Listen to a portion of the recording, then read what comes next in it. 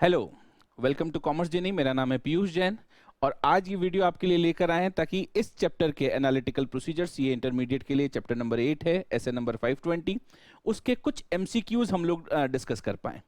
ये एमसीक्यू आपके एग्जाम के लिए भी ज़रूरी हो सकते हैं और इस चैप्टर की अंडरस्टैंडिंग के लिए भी बड़े ज़रूरी हैं। ये बहुत ही सेलेक्ट किए हुए एमसीक्यू हैं जिसमें पूरे चैप्टर के लगभग सारे कॉन्सेप्ट हमने कवर करने की कोशिश की है। तो जल्दी से ये एमसीक्यूज पढ़ना शुरू करते हैं। इस पूरे वीडियो को मैंने 3 हिस्सों में बांटा है। पहले 8 सिंपल क्वेश्चंस हैं, उसके बाद कुछ एडवांस क्वेश्चन है 8, और उसके बाद ट्रू फॉल्स क्वेश्चन है, क्योंकि ऑडिट एक ऐसा सब्जेक्ट है जिसमें आपको ट्रू फॉल्स के क्वेश्चंस भी पूछे जाते हैं। तो शुरुआत करते हैं सबसे पहले सिंपल एमसीक्यूज से। देखते हैं क्या आप इनके आंसर जानते हैं या आंसर यहां पर आने के बाद, मेरे एक्सप्लेन करने के बाद आपको पता चलते हैं। सिंपल क्वेश्चंस में पहला question, analytical procedures are applied at the time of beginning of audit, during the audit, end of audit और ऑल ऑफ द अबाव। कब ये एनालिटिकल प्रोसीजर अप्लाई होते हैं? सर ये तो बड़ा सिंपल क्वेश्चन है। एनालिटिकल प्रोसीजर बिल्कुल all of the above. Beginning में भी अप्लाई होते हैं जब ऑडिट शुरू करते हैं प्लानिंग स्टेज पर, ड्यूरिंग द ऑडिट भी एनालिटिकल प्रोसीजर अप्लाई होते हैं, और एंड में भी जब हम कंक्लूजन्स निकालते हैं अपनी ऑडिट के तब भी एनालिटिकल प्रोसीजर अप्लाई होते हैं। Next, analytical procedures performed as risk assessment procedures are performed at. ओहो, अगर हम रिस्क असेसमेंट प्रोसीजर की तरह से एनालिटिकल प्रोसीजर को काम में ले रहे हैं तब ये एनालिटिकल प्रोसीजर कब अप्लाई होंगे? देखिए, बिगिनिंग में, ड्यूरिंग द ऑडिट या लास्ट में? सही आंसर है बिगिनिंग में, बिल्कुल, क्योंकि जब हम रिस्क असेसमेंट प्रोसीजर अप्लाई करते हैं तो वो ऑडिट की शुरुआत में करते हैं। उसका हमारा एक स्पेसिफिक पर्पस होता है रिस्क का असेसमेंट, और रिस्क असेसमेंट प्रोसीजर की तरह अगर एनालिटिकल प्रोसीजर अप्लाई करेंगे तो वो बिल्कुल बिगिनिंग ऑफ द ऑडिट में होंगे, वो ड्यूरिंग द ऑडिट या बाद में नहीं होंगे। बाद में एनालिटिकल प्रोसीजर्स अप्लाई होते हैं एंड में, वो रिव्यू पर्पस से होते हैं। Next question, the decision that substantive analytical procedures are to be performed during audit is compulsory, based on auditor's judgment, based on client's request, or based on convenience of auditor। हम substantive analytical procedure apply करें कि नहीं करें, इनमें से कौन सा सही है? सोचिए। बिल्कुल सही आंसर है बेस्ड ऑन ऑडिटर्स जजमेंट। अगर ऑडिटर की इच्छा है तो वो सब्सटेंटिव एनालिटिकल प्रोसीजर अप्लाई करेगा, नहीं इच्छा है तो नहीं करेगा। देखो, सब्सटेंटिव प्रोसीजर दो तरह के होते हैं, एक होता है टेस्ट ऑफ डिटेल और दूसरे होते हैं सब्सटेंटिव एनालिटिकल प्रोसीजर। स्टैंडर्ड ने ऑडिटर के जजमेंट पर छोड़ दिया है कि आप केवल टेस्ट ऑफ डिटेल अप्लाई करना चाहते हैं, कोई बात नहीं, केवल सब्सटेंटिव एनालिटिकल प्रोसीजर अप्लाई करना चाहते हैं तो भी कोई बात नहीं, और अगर कॉम्बिनेशन ऑफ दोनों अप्लाई करना चाहते हैं तो भी ऑडिटर का जजमेंट है। तो ये ऑडिटर का जजमेंट होता है depending upon the situation and circumstances of audit. Next question, which of the following is example of plausible relationship between financial and non financial information? हम एक रीजनेबल रिलेशनशिप देखना चाहते हैं एक फाइनेंशियल और दूसरी नॉन फाइनेंशियल इंफॉर्मेशन के बीच। बताएं इनमें से कौन सा एग्जाम्पल फाइनेंशियल और नॉन फाइनेंशियल के बीच का रिलेशनशिप है? एसेट और उसका डिप्रिसिएशन, लोन और उसका इंटरेस्ट, बिल्डिंग का एरिया और उसका रेंट, या सेल्स और उसका जीएसटी? सर सिंपल सा क्वेश्चन है, बिल्कुल एरिया ऑफ बिल्डिंग ये नॉन फाइनेंशियल इंफॉर्मेशन है, बिल्डिंग का रेंट ये फाइनेंशियल इंफॉर्मेशन है, तो ये उनके बीच का प्लॉसिबल रिलेशनशिप है। बाकी तीनों फाइनेंशियल वर्सेस फाइनेंशियल है। Next question, which of the following is commonly used technique in the comparison of current data with the prior period balance or with a trend in 2 or more prior period balance? इनमें से कौन सी technique है जिससे हम current year का data prior period के किसी data के साथ कंपेयर करते हैं? क्या ये रेशियोज हैं, ट्रेंड है, बजट है, या नॉन फाइनेंशियल एनालिसिस है? सर ये भी बड़ा सिंपल सा क्वेश्चन है, बिल्कुल ये सिंपल वाली कैटेगरी के क्वेश्चन है, ट्रेंड एनालिसिस। इसमें हम पिछले सालों के डेटा को करंट ईयर के डेटा से कंपेयर करते हैं। Question number 6, auditor compares gross profit ratio with that of previous year and it is discovered that there has been a fall in the ratio. This is an example of, auditor ने audit के दौरान एक काम किया, क्या किया? उसने पिछले साल के ग्रॉस प्रॉफिट रेशियो को इस साल के ग्रॉस प्रॉफिट रेशियो से कंपेयर किया। बताइए इनमें से उसने क्या किया है? क्या उसने एनालिटिकल प्रोसीजर अप्लाई किए हैं? क्या उसने टेस्ट ऑफ कंट्रोल अप्लाई किया है? वॉक थ्रू टेस्ट किया है या सैंपलिंग की है? सर ये भी एनालिटिकल प्रोसीजर है, जब हम पिछले साल के रेशियो को इस साल के रेशियो से कंपेयर करते हैं। Next question, which of the following is not a step of analytical procedure? ओहो, अब इसके लिए आपको एनालिटिकल प्रोसीजर की स्टेप्स पता होनी चाहिए। एनालिटिकल प्रोसीजर्स की स्टेप्स हैं और उन स्टेप्स में से एक पॉइंट ऐसा है जो उन स्टेप्स का पार्ट नहीं है। क्या आप पहचान पा रहे हैं इनमें से कौन सा पार्ट एनालिटिकल प्रोसीजर के स्टेप्स नहीं है? पहला, determination of suitability of particular substantive procedure, evaluate reliability of base data, applying test of control, develop an expectation, investigate the exception. सही आंसर है बिल्कुल अप्लाइंग टेस्ट ऑफ कंट्रोल। ये analytical procedure का step नहीं है, बाकी चारों एनालिटिकल प्रोसीजर के स्टेप हैं। और अगर आपको ये समझने हैं, थ्योरी अगर समझनी है, तो मेरा एक और वीडियो है एनालिटिकल प्रोसीजर पर, जिसमें मैंने कुछ थ्योरी समझाई हुई है, समरी में रिवीजन किया हुआ है, उस वीडियो को जरूर देखें। जहां तक इन क्वेश्चंस की बात है, डिस्क्रिप्शन में आपको ये सारे क्वेश्चंस पीडीएफ फॉर्मेट में मिल जाएंगे। नेक्स्ट, सिंपल एमसीक्यू का आखिरी question, if an exception is identified as a result of performing analytical procedure, then the auditor shall। ये exception क्या होता है? जब हम analytical procedure apply करते हैं, तो अगर हमें उसमें कोई fluctuation मिलता है, कोई inconsistency with other relevant information मिलती है, या कोई deviation from expected amount मिलता है, तीन तरह के exception होते हैं। अगर इन तीनों में से कोई चीज मिलती है, उसको हम बोलते हैं एक्सेप्शन, कुछ गड़बड़ है। तो अगर ऐसी गड़बड़ होती है तो ऑडिटर को क्या करना चाहिए? मैनेजमेंट से इंक्वायरी करनी चाहिए, दूसरे एप्रोप्रिएट ऑडिट प्रोसीजर अप्लाई करने चाहिए, ऑडिट छोड़ देनी चाहिए, या फर्स्ट एंड सेकंड दोनों काम करने चाहिए? तो सही आंसर है बिल्कुल फर्स्ट एंड सेकंड। तो इंक्वायरी भी करनी चाहिए मैनेजमेंट से, और दूसरे ऑडिट प्रोसीजर जो संभव है वो भी अप्लाई करने चाहिए। ठीक है, नाउ एडवांस एमसीक्यूज। अब इसमें थोड़ा सा आपको सोचना पड़ेगा, कॉन्सेप्ट क्लियर होने चाहिए। ये जो एमसीक्यूज हैं ये एग्जाम लायक एमसीक्यू हैं। आपके एग्जाम में 1 मार्क के एमसीक्यू भी आते हैं, 2 मार्क्स के एमसीक्यू भी आते हैं। ये एग्जाम्पल कुछ तो एग्जाम के ही क्वेश्चन है जो 2 मार्क के लिए पूछे हुए हैं, और मुझे लगता है नहीं भी पूछे हुए हैं तो ये 2 मार्क के लिए आपके लिए एमसीक्यू होंगे। पहला एडवांस क्वेश्चन, सर देखने में एडवांस लग रहा है। हाँ बेटा, आप क्या करें, देखने में एडवांस है। आप डिस्क्रिप्शन से ये पीडीएफ निकाल लीजिए, आपको अगर कोई वर्ड नहीं दिख रहा है स्क्रीन पर तो आपको पीडीएफ में मिल जाएगा। Now which of the following statement is true? ओहो, 4 स्टेटमेंट दिए हुए हैं, चारों में से कौन सा सही है ये पता लगाना है।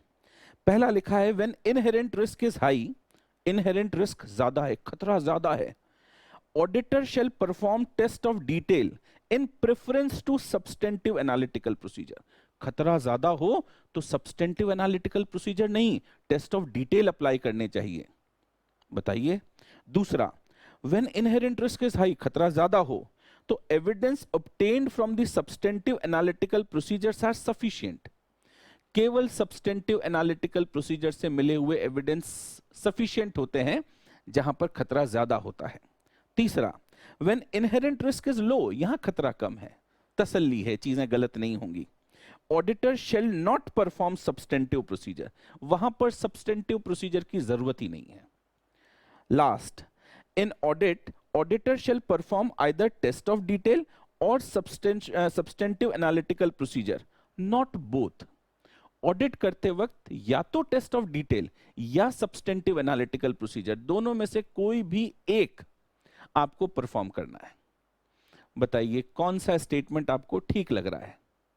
और सही जवाब है बिल्कुल, जहां खतरा ज्यादा होता है वहां पर ऑडिटर को सब्सटेंटिव एनालिटिकल प्रोसीजर से अच्छे रिजल्ट नहीं मिलते हैं। जहां इनहेरेंट रिस्क ज्यादा है वहां पर सब्सटेंटिव एनालिटिकल प्रोसीजर अप्लाई करें, लेकिन वो बहुत रिलायबल नहीं होती।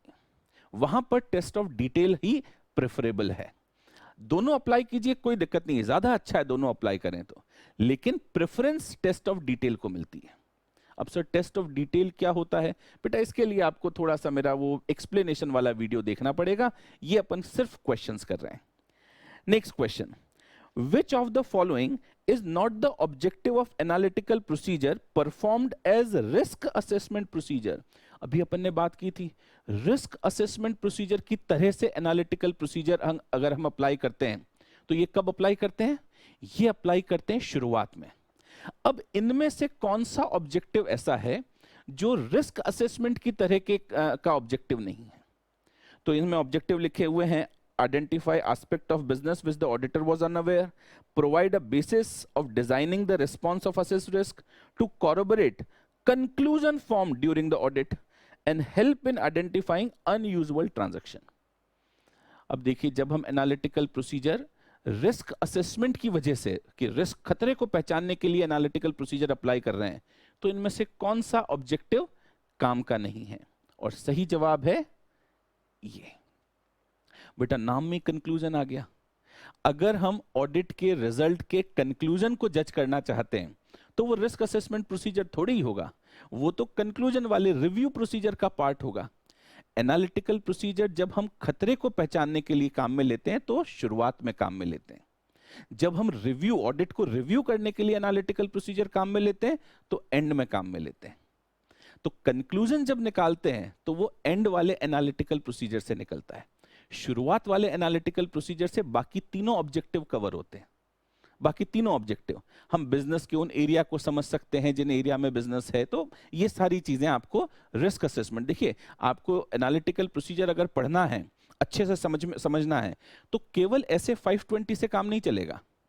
एक 315 है, identifying and assessing the risk of material misstatement through understanding the entity and it's environment. उसमें भी एनालिटिकल प्रोसीजर के बारे में कुछ लिखा हुआ है। जब आप 315 और 520 दोनों को साथ में मिलाकर पढ़ेंगे तो आपको एनालिटिकल प्रोसीजर बहुत अच्छे से समझ में आएंगे। ठीक है, नेक्स्ट क्वेश्चन। अरे वाह, यहां पर दो स्टेटमेंट दिए हुए हैं। पहला स्टेटमेंट है audit procedure consist of risk assessment procedure and other audit procedure, और दूसरा स्टेटमेंट है substantive procedures consist of test of details and substantive analytical procedure. और पूछा है इनमें से कौन सा स्टेटमेंट सही है? क्या केवल 1 सही है, केवल 2 सही है, दोनों सही है, या दोनों गलत हैं? दोनों स्टेटमेंट सही है। Both 1 and 2 are correct. देखिए, आपने रिस्क ऑडिट प्रोसीजर का चार्ट पढ़ा होगा, तो ऑडिट प्रोसीजर के दो हिस्से होते हैं, एक रिस्क असेसमेंट प्रोसीजर, एक अदर प्रोसीजर। अदर प्रोसीजर के फिर दो हिस्से होते हैं, एक टेस्ट ऑफ कंट्रोल, एक सब्सटेंटिव प्रोसीजर। सब्सटेंटिव प्रोसीजर के फिर दो हिस्से होते हैं, test of detail, substantive analytical procedure. और टेस्ट ऑफ डिटेल के फिर दो हिस्से होते हैं, वाउचिंग एंड वेरिफिकेशन। तो ये आपके ऑडिट प्रोसीजर का पूरा चार्ट है। आई सपोज चैप्टर 3 में है, आप मेरे नोट्स देख सकते हैं, उसमें भी है, बुक में भी दिया हुआ होगा ये। तो ये हमारे पास दोनों स्टेटमेंट सही हैं। ऑडिट प्रोसीजर के दो हिस्से हैं, risk assessment procedure and other audit procedure. और सब्सटेंटिव प्रोसीजर दो तरह के होते हैं, test of detail and substantive analytical procedure. Next, ओहो सर ये तो बड़ा क्वेश्चन है। बिल्कुल, which of the following is not an example of analytical procedures having consideration of comparisons of the entity's financial information? Sir ये question क्या है? देखिए, एनालिटिकल प्रोसीजर हमने बेसिक दो कैटेगरी में डिवाइड किए हैं। एक कैटेगरी है जहां पर हम कंपैरिजन कंसिडर करते हैं, कंसिडरेशन ऑफ कंपैरिजंस, पिछले साल का अमाउंट इस साल का अमाउंट, नो, दूसरी कंपनी का अमाउंट हमारी कंपनी का अमाउंट, ये कंपैरिजंस हैं। और एक होते हैं कंसिडरेशन ऑफ रिलेशनशिप, जहां पे हम रिलेशनशिप डिस्कस करते हैं, ये इसका इतना परसेंट है रेशो, नहीं, वो हमारे लिए रिलेशनशिप है। तो analytical procedure consideration of comparison ये भी हो सकते हैं, और कंसिडरेशन ऑफ रिलेशनशिप्स भी हो सकता है। तो अब इसमें इन्होंने पूछा है कि भाई ये हमने कंसिडरेशन ऑफ कंपैरिजन के 3 एग्जाम्पल लिखे हैं, और एक एग्जाम्पल कंसिडरेशन ऑफ कंपैरिजन का नहीं है, कंसिडरेशन ऑफ रिलेशनशिप का है। तो आपको ढूंढकर बताना है कौन सा एग्जाम्पल कंसिडरेशन ऑफ रिलेशनशिप का है। ये बहुत इंपॉर्टेंट टॉपिक है, 2 बार इस पर थियोरेटिकल क्वेश्चन आया हुआ है 4 मार्क्स का। ये आपके स्टडी मटेरियल में पेज नंबर 2 या 3 पर दिया हुआ है। आपको एग्जाम्पल दिए हुए अलग से, कंसिडरेशन ऑफ कंपैरिजन के एग्जाम्पल, कंसिडरेशन ऑफ रिलेशनशिप के एग्जाम्पल, और सही आंसर है 4th। शुरू के 3 एग्जाम्पल कंसिडरेशन ऑफ कंपैरिजन के हैं और लास्ट का एग्जाम्पल कंसिडरेशन ऑफ रिलेशनशिप का है। ठीक है। Question number 5, auditor of a company wants to apply substantive analytical procedure for verification of rent of rupees 1,20,000 per month. Which of the following procedure is suitable in the given situation? 1 महीने का किराया 1,20,000 रुपए है। P&L account में पूरे साल का किराया लिखा हुआ होगा। इसको चेक करने के लिए auditor substantive analytical procedure apply करना चाहता है। बताइए इनमें से कौन सा आंसर सब्सटेंटिव एनालिटिकल प्रोसीजर का है जो इस सिचुएशन के लिए सूटेबल है? तो पहला इन्होंने बोला है सारी रेंट रिसीट हम लोग वेरीफाई करें, तो ये तो टेस्ट ऑफ डिटेल हो गया है, तो सब्सटेंटिव एनालिटिकल प्रोसीजर है ही नहीं। Compare rent expenses of other company, अरे दूसरी कंपनी का रेंट और हमारी कंपनी का रेंट थोड़ी सेम होगा। हमारी बिल्डिंग अलग लोकेशन पे, उनकी अलग लोकेशन पर हो सकती है, साइज अलग हो सकता है, तो ये तरीका भी ठीक नहीं है। तो ये सब्सटेंटिव एनालिटिकल प्रोसीजर, लेकिन इस सिचुएशन के लिए ठीक नहीं है। Check first month rent and multiplied by 12 to find the annual rent, तो बिल्कुल ये तरीका सही है। तो सही आंसर क्या है?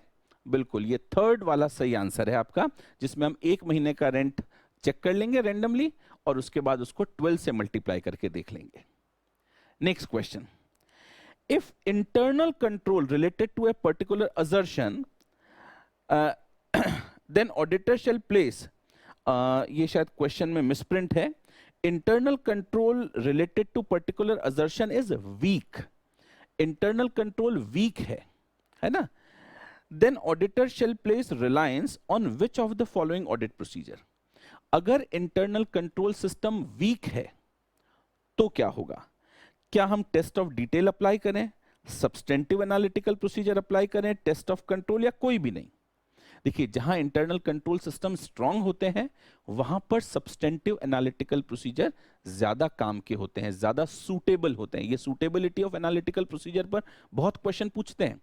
आपको ये सूटेबिलिटी के बहुत सारे कैरेक्टरिस्टिक्स दिए हुए हैं, फैक्टर्स दिए हुए हैं कि किन सिचुएशन में एनालिटिकल प्रोसीजर ज्यादा सूटेबल होते हैं।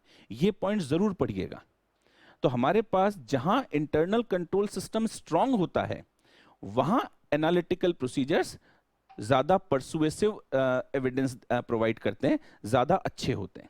लेकिन जहां इंटरनल कंट्रोल सिस्टम वीक है वहां एनालिटिकल प्रोसीजर ज्यादा रिलायबल नहीं होते, वहां पर हमें टेस्ट ऑफ डिटेल परफॉर्म करने पड़ते हैं। तो इसका सही आंसर होगा अगर ये इंटरनल कंट्रोल जो है स्ट्रांग है। अच्छा, अब इसमें वीक या स्ट्रांग का दिक्कत थी। अगर इंटरनल कंट्रोल सिस्टम स्ट्रांग है तो सब्सटेंटिव एनालिटिकल प्रोसीजर सफिशिएंट है। अगर इंटरनल कंट्रोल सिस्टम वीक है तो आपको टेस्ट ऑफ डिटेल अप्लाई करना पड़ेगा। तो ये क्वेश्चन आप इस हिसाब से ध्यान रखिए, पीडीएफ में मैं आपको सही जानकारी दे दूंगा। नेक्स्ट क्वेश्चन, ये 8 क्वेश्चन है टोटल, एडवांस में 7वां क्वेश्चन आ गया। Analytical procedure performed in the planning stage of an audit generally does not help the auditor in. ओहो, प्लानिंग स्टेज पर शुरुआत में एनालिटिकल प्रोसीजर हम अप्लाई कर रहे हैं। बताइए जब हम शुरुआत में अप्लाई करते हैं क्या बोलते हैं? As part of risk assessment procedures. तो रिस्क असेसमेंट प्रोसीजर की तरह से अगर कोई एनालिटिकल प्रोसीजर अप्लाई करते हैं तो उसके अपने कुछ फायदे हैं। इनमें से कौन सा फायदा ऐसा है जो शुरुआत में एनालिटिकल प्रोसीजर से नहीं मिलता है?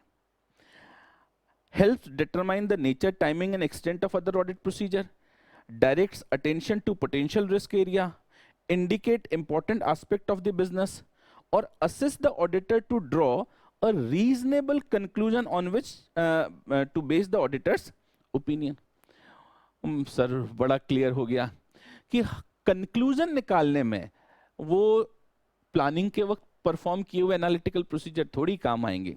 कंक्लूजन निकालने में तो ऑडिट के एंड में, रिव्यू के टाइम पर जो एनालिटिकल प्रोसीजर हम अप्लाई करते हैं वो काम आते हैं। तो शुरू के 3 पॉइंट हैं, वो एडवांटेज है, वो ऑब्जेक्टिव है, analytical procedure applied at the beginning of the audit, और लास्ट वाला बेनिफिट है analytical procedure applied at the end of the audit.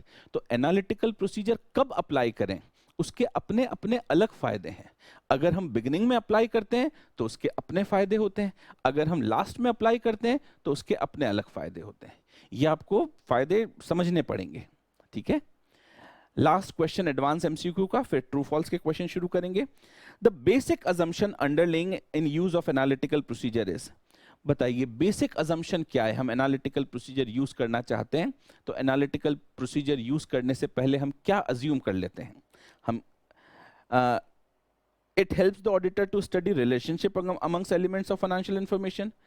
Relationship among data exist and continue in the absence of known condition to the contrary. Analytical procedure will not be able to detect unusual relationships or none of the above. बताइए आपका answer क्या है, क्योंकि सही answer है ये। हम analytical procedure जब भी अप्लाई करते हैं हम ये मान के चलते हैं कि भाई रिलेशनशिप होता है, ये स्टडी ऑफ प्लॉसिबल रिलेशनशिप ही तो है। हम फाइनेंशियल इंफॉर्मेशन इवैल्यूएट करते हैं through the study of plausible relationship. तो हम ये मान के चलते हैं कि there are relationships between financial और non financial data that exist, और अगर इसके खिलाफ कोई और सबूत नहीं मिलता है तो हम ये मान के चलेंगे कि ये रिलेशन कंटिन्यू करेगा। पिछले साल असेट और डेप्रिसिएशन का एक रिलेशन था, इस साल भी होगा। अगर हमने कोई नई असेट नहीं खरीदी है, डेप्रिसिएशन का रेट चेंज नहीं हुआ है, तो ये रिलेशन कंटिन्यू करेगा। तो हमारी बेसिक अजम्पशन क्या होती है, सेकंड पॉइंट। अब हमारे पास है करेक्ट इनकरेक्ट, 7 क्वेश्चन है, बस बात खत्म। ये क्वेश्चंस 2 बार 3 बार वीडियो को देखिएगा, आपको बिल्कुल अच्छे से समझ में आने चाहिए। ये आपको थ्योरी के लंबे क्वेश्चंस को आंसर करने में भी मदद करेंगे और एमसीक्यू में भी मदद करेंगे। As per SA 520 analytical procedure means evaluation of financial information through plausible relationship among financial data, true और फॉल्स। सोचिए, फॉल्स। सर फॉल्स क्यों? ग्रीन मतलब सही आंसर, रेड मतलब गलत आंसर। फॉल्स क्यों? क्योंकि प्लॉसिबल रिलेशनशिप केवल फाइनेंशियल डेटा का नहीं देखा जाता है, हम फाइनेंशियल और नॉन फाइनेंशियल दोनों का प्लॉसिबल रिलेशनशिप देखते हैं। तो हमारे लिए एनालिटिकल प्रोसीजर में प्लॉसिबल रिलेशनशिप फाइनेंशियल डेटा का और नॉन फाइनेंशियल डेटा का दोनों का होना चाहिए। यहां केवल फाइनेंशियल डेटा लिखा हुआ है, इसलिए यह गलत है।